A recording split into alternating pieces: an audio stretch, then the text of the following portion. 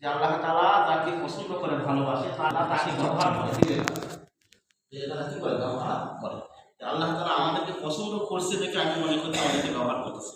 সংক্ষিপ্ত ঘটনা আমরা জানেন মুজাহিদ রহমতুল্লাহ বহুত বড় মহাদেশ খালি বিশাল হচ্ছে উনি একদিন বাড়ি করে করে বাজারে গেছে, বাজারে যায় দেখে সব বাড়ি বেঁচে কিনা হয়ে গেছে, দুর্বল একটা বাড়ি, ওই বাড়িতে আমার স্বল্প কাম বাড়িতে দুর্বল বাড়ি দেওয়া হয়। মুজাহিদ রহমতুল্লাহ বাড়িকে করে করে নিয়ে আসে, নিয়ে আসার পরে বাড়িতে সাধারণ যে কাজ করবো বলে অন্য কোনো কাজ করবো না, তুমি এই কাজগুলো করতে থাকি। যাই হোক ওই বাড়ি আল্লাহ পাকের বান্দি ওইগুলো কাজগুলো করতে থাকে আর রাত্রি এরকম ভাবে খুব রোদের ঠান্ডাকে করে দোকানি করে চিল্লাচিল্লি করে এবং আল্লাহর কাছে দোয়া করে। একদিন মুজাহিদ রহমতুল্লাহ এমন তো বড় মহাদেশ উনি এখন যা দেখতেছে বাড়ি দোয়া করছে আল্লাহর কাছে, কিছুক্ষণ ঠান্ডার মাস বাংলায় গেছে, তারপরে দেখতেছে কিছুক্ষণ পর বাড়ি আল্লাহর কাছে ওনাদের ঠান্ডাকে দোয়া করতেছে। বাড়ি কি দোয়া করতেছে? বাড়ি দোয়া করতেছে আল্লাহ তুমি তো আমাকে ভালোবাসছো, এই ভালোবাসার ক্ষেত্রে আমাকে মাফ করে দাও। আল্লাহ তুমি তো আমাকে ভালোবাসছো, ভালোবাসার ক্ষেত্রে আমাকে করে দাও, সব কিছু ফয়সালা করে। এগুলো মুজাহিদ রহমতুল্লাহ শুনতেছে বলতেছে, মুজাহিদ তোমার বড় মহাদেশ কি রে ভাই তো ভুল দোয়া করতেছে। মুজাহিদ রহমতুল্লাহ বাড়ি ভুল দোয়া করতেছে কি রে যে আল্লাহ বাড়িকে ভালোবাসে তাই বাড়িকে বাড়ি করেছে মাফ করে দাও। মুজাহিদ রহমতুল্লাহ কিছুক্ষণ পর দরজা লক করে বলতেছে ভাই তোমার সবই ঠিক আছে, আমি শুধু কান্না হওয়া শোনাম দোয়া শোনো, কিন্তু তোমার দোয়ার মধ্যে একটা ভুল হচ্ছে। কি বলি বলেন আপনি? বলছে তুমি যে বলতেছো যে আল্লাহ তুমি আমাকে ভালোবাসছো বা আমার ভালোবাসার ক্ষেত্রে তোমার কি কথা, তোমার ভালোবাসার ক্ষেত্রে আমাকে মাফ করে দাও। দোয়া করে করা না, দোয়া তো করতে হবে আল্লাহ আমি তোমাকে ভালোবাসি, আল্লাহ আমি তোমাকে কি করি ভালোবাসি, আল্লাহ তুমি আমাকে মাফ করে দাও। এটা বলতে হবে। তুমি বলছো আল্লাহ তোমাকে ভালোবাসা হয়, তখন ওই বাড়ি ছিল বাড়ি বলতেছে মুজাহিদ রহমতুল্লাহ আসলে আপনাকে আমি চিনছি কিন্তু আপনি আমাকে চিনতে পারেন নাই, আপনি বহুত বড় মুজাহিদ বহুত বড় জানওয়ালা, কিন্তু আমার থেকে ছোট্ট একটা হাদিস আপনার কাছে বর্ণনা করবো। মুজাহিদ বলছে আমি আপনার কাছে কিছু হাদিস বর্ণনা করবো, আপনি হয়তো এই হাদিসটা কি করেন নাই পড়েন নাই, সেটা কি হাদিস? মুজাহিদ রহমতুল্লাহ বলতেছেন আল্লাহ রাসূলের হাদিস আবু হুরায়রা রাদিয়াল্লাহু বলেন আল্লাহ তাআলা ব্যবহার করেন ওই বান্দা বান্দিকে দিনের জন্য যাকে আল্লাহ তাআলা করে পছন্দ করেন ভালোবাসেন। মুজাহিদ রহমতুল্লাহ যখন কান্নায় কান্না করছে আমি শুনবো কি বলে যে হাদিস তো ঠিক আছে, সব ঠিক আমি সব ঠিক, তখন মুজাহিদ রহমতুল্লাহ এক পর্যায়ে স্বীকার করছে আর বাজে সমস্যা বলছে আল্লাহ তুমি যেহেতু আমার গোপন ভেদ কাছে আমার মনের কাছে প্রকাশ করে দিছ, আল্লাহ আপনি আমাকে রাখো। এইগুলা বাণিজ্যিক কারণে কলকাতা ঠিক আছে মারা গেছে। এই জন্য অতি সংক্ষিপ্ত কথা হলো যে আল্লাহ তাআলা আমাদেরকে ভালোবাসছে, এই জন্য আল্লাহ তাআলা আমাদেরকে এই দিকে কাজটা করে নিয়ে আসছে। এই জন্য আমরা এই কাজগুলো কীভাবে আগানো যায়, সামনে যেহেতু আমাদের এটা উদ্বোধনের একটা কথা আছে, মানুষের আছে আমরা এখন উদ্বোধনের এই উদ্বোধন করে দিলে ওটা উদ্বোধন হয়ে গেছে, ওখানে আমাদের বাকি আছে তা করবো। যদি কোনো প্রেশারে হচ্ছে আসলে নতুনকে বোঝা হতো আমরা একটা ঝামেলার মধ্যে আছি, তারপরে কাজটা অধিক মমিনা কষ্ট এটা আসলে ঝাঁঝা পাড়া হবে। তাকে আমরা চাকরি যাদের আসছে আমরা আজকে এই রমজান মাসে আমরা এটাকে শুধু সাধারণ আসলে বর্তমানের জন্য আমরা ভাবছি সামনে উদ্বোধনের দিনে কথা হচ্ছিল আমরা আলোচনাকে জানতে না এখন সেটা কি সামনে সরকারি কি করা হবে না এটা ফিরে বন্ধ করবে আগে আগে 25 তারিখে যাচ্ছে 25 তারিখ তো কাজ আমরা 1 মিনিট কর্ম 1 মিনিট পারবো এই আমরা যে একটা উদ্যোগ নিচ্ছি এটা কেমন লাগতেছে বা ভালো মন্দ বা পরিবেশটা দেখলাম, এটা একটা চাপার একটা গুদাম একটা ফ্যাক্টরি বলতে গেলে এটা পাওয়ার বাজারে অনেকগুলা ফ্যাক্টরি ধান চালের এরকম পরিত্যক্ত হওয়া পড়ে আছে। আর এইগুলা জায়গাতে এই ফ্যাক্টরি বন্ধ হওয়ার পর এখানে কোরআনের ফ্যাক্টরি চালু হবে, এটা তো খারাপ কিছু না, এটা মানে দিনের কাজটা সামনের দিকে আগানো এটাই বোঝা যায়। এই জন্যে আজকে দেখলাম বিষয়টা যে খুব সুন্দর পরিবেশ, এখানে প্রচুর জায়গা, যেটা একটা জায়গাতে হুট করে করতে গেলে অনেক একটা সময়ের ব্যাপার, খরচের ব্যাপার, এখানে সব কিছু তৈরি। আমি ছোট্ট একটা কথা বলতে চাই যে আমাদের ওস্তাদদের মুখে শুনছি যে তাওড়া লুৎফর রহমান মাদ্রাসা যখন মসজিদে যখন এটা শুরু হয়, তখন মাদ্রাসার 60-70 জন ছাত্র ছিল। সেই অবস্থায় মাদ্রাসায় কোনো পায়খানা ছিল না, বাথরুম ছিল না। বাথরুম এক ছিল কল্যাণবাবুর এখানে, যে কামারের দোকান আছে দেবগ্রাম, এই কামারের দোকানের এখানে একটা বাথরুম কল্যাণবাবু। এখানে মাদ্রাসার ছাত্র 70 জন ছাত্র আর বাজারের লোক, এখানে 2-3টা লাইন ধরে এই পুরো একটা পায়খানা দিয়ে এতগুলো মানুষ এখানে ব্যবহার করতো। এখানে লেখাপড়া কোরআনের এলিম চর্চা হচ্ছিল, পাশাপাশি মানুষের জরুরত ছাড়তেছিল। তখন একটা সময় গেছে, সেই দিকে লক্ষ্য করলে আমার মনে হয় এখানে যে পরিমাণ জায়গা, যে পরিমাণ রুম, বাথরুম সব কিছু মিলায় যেটা পরিবেশ দেখা যাচ্ছে, এটা একদম হাতের মুঠায় একবারে মানে দিয়ে দিচ্ছে। আল্লাহবাকি ব্যবস্থা করছে। তো এটা ঠিক রাখার জন্য, এটা জারি রাখার জন্য তাদেরকে দাতাদের বা মহাজনের যে একটা ব্যাপার আছে, এটা পরিবেশ যদি সেরকম দেখানো যায়, হয়তো তাইও ওই দিক থেকে আগাবে, আমরা ওই দিক থেকে আগালাম, এটার জন্য খুব ভালো হয়। আমাদের এই উদ্যোগটা উদ্যোগটা ভালো, আলহামদুলিল্লাহ। আমি এক কথায় বললাম, যেখানে মেল কারখানা বন্ধ সেখানে কোরআনের মার্কাজ চালু হচ্ছে, এটা খারাপ কিছু না, এটা ভালো দিকে যাচ্ছে। তাওরা একটা মাদ্রাসা ওলামায়ে কেরামের একটা তৈরি হচ্ছে, এটা বোঝা যাচ্ছে। আমি মনে করি এটা ভালো, এটা করতে পারলে আরো ভালো হয়। সবাই সার্বিক সহযোগিতা করে এটা যাতে সামনের দিকে বাড়ে, সেই প্রচেষ্টা করা।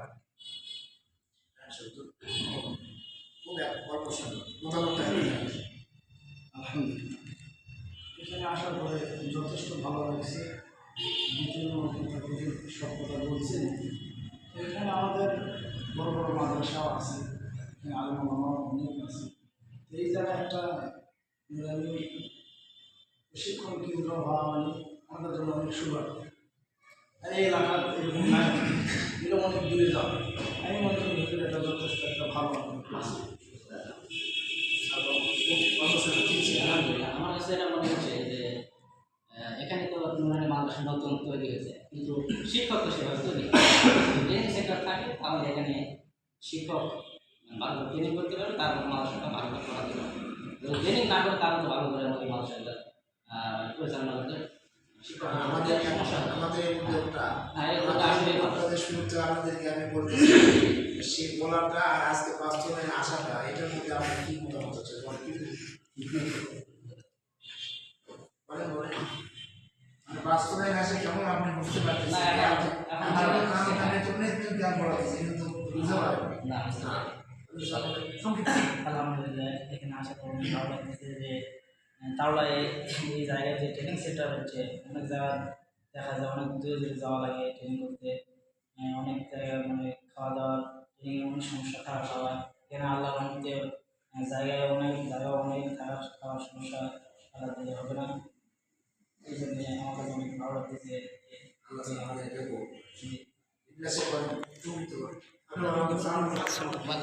এখানে আসার পর আমার খুব ভালো লাগছে।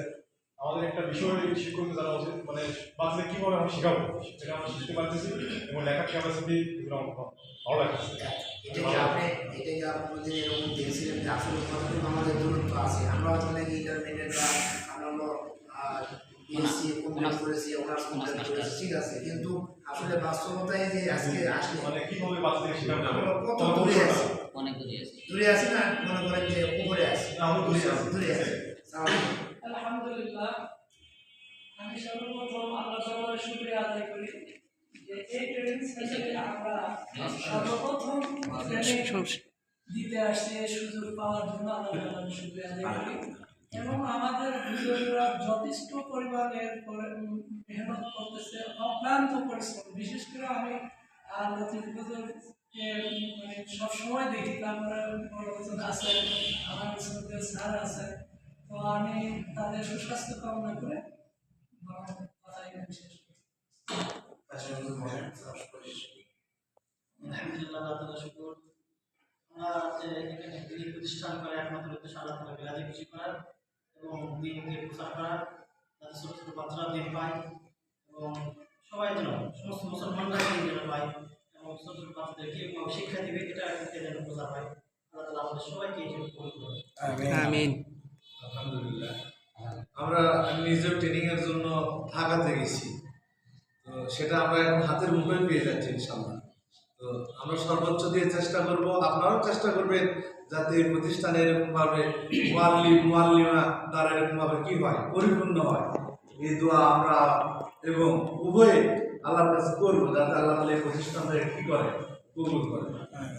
সে বিষয়ে বক্তব্য রাখবেন। আমি সময় না থাকার কারণে সকলের কাছ থেকে দেওয়ার কারণে সকলের প্রতি আমি আন্তরিকভাবে দুঃখিত প্রকাশ করতেছি।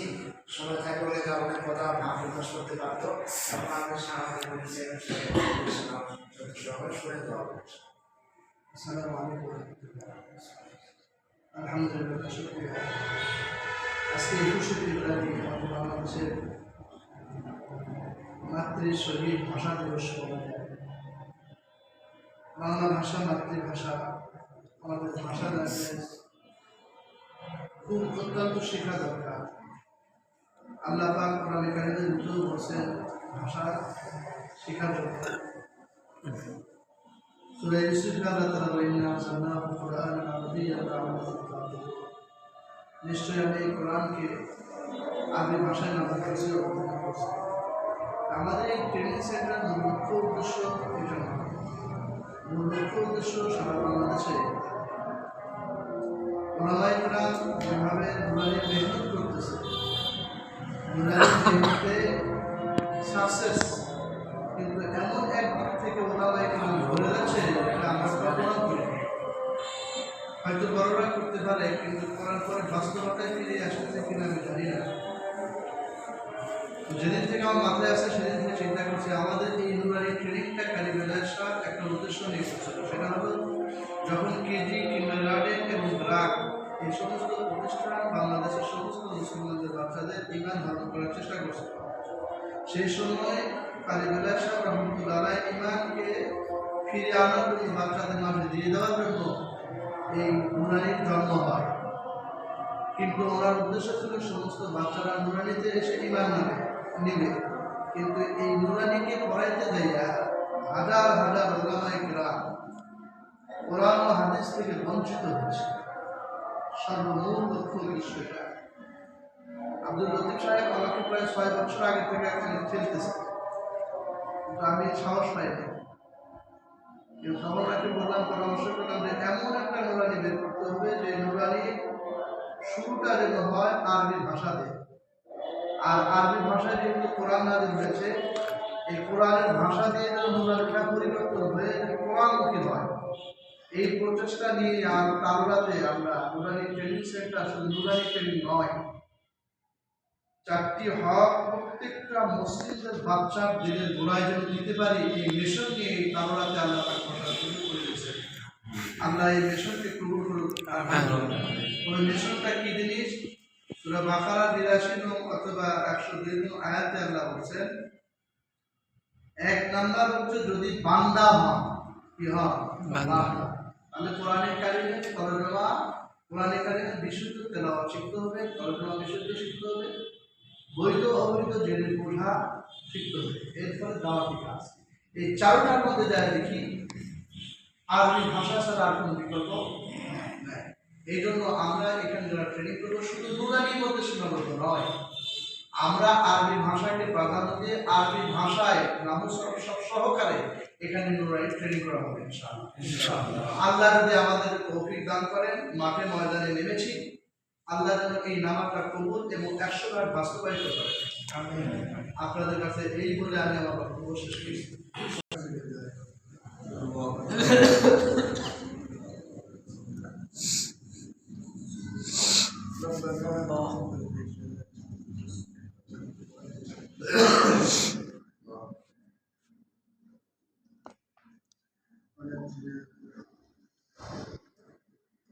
Ya Allah, naklimin muhakkem olsun.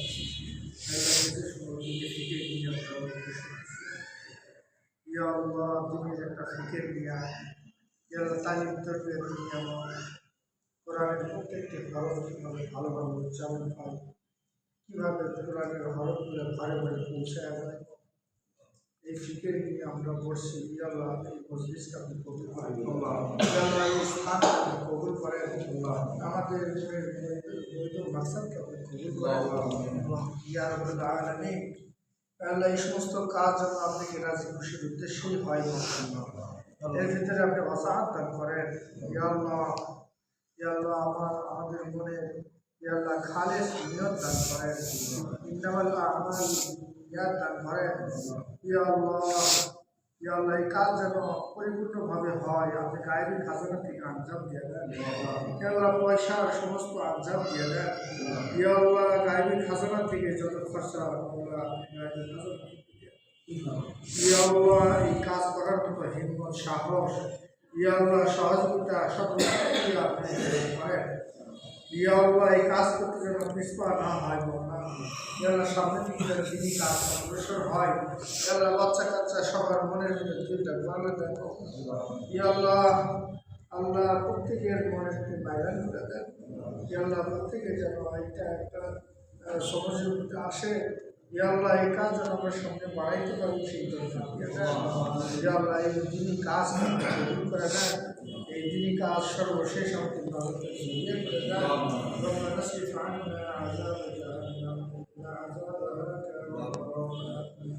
ইন্নাহা সাআত মুস্তাকাররাম ওয়া সাল্লাল্লাহু তাআলা আলা খায়রি মুহাম্মাদ ওয়া আলা আলিহি ওয়া সাহবিহি আজমাইন برحمتك